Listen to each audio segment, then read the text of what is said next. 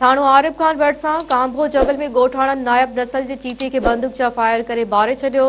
जानवर लाइ महफ़ूज़ करार ॾिनल खीरथड़ नेशनल पार्क जे रेंज में कांभो जबल वेझो ॻोठ बचल सुनहेरो में सुनहरा बिरादरी जे घरनि में मुबैना तौरु नायाब नसल जो वाघ या चीतो दाख़िल थियण ते ॻोठाणनि बंदूक जा फायर करे मारे छॾियो।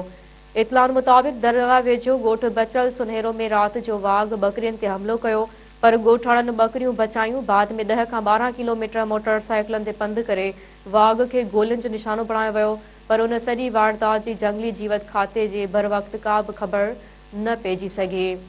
जंगली जीवत खाते डिप्टी कंज़र्वेटर वाजिद शेख मेरान टीवी खे ॿुधायो त इन वाक़े बाबति तफ़सील गॾु करे रहिया आहियूं।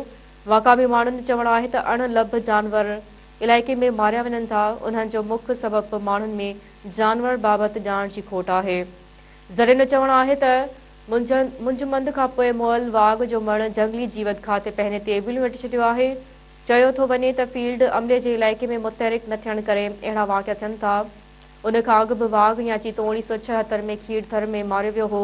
उन खां पोइ उन जानवर जो को बि सबूत न हो ऐं जंगली जीवत खाते पारां किरायल जानवरनि जी ॻणप में चीते या वाघ जी निशानदी न थियल आहे, पर वाघ जे मारिजण खां पोइ उहा ॻाल्हि बि साबित थी चुकी आहे त गॾु सिर ऐं ॿियनि जानवरनि सां गॾु खीरथड़ नेशनल पार्क में वाघ या चीते जो नसल पिणु मौजूदु आहे।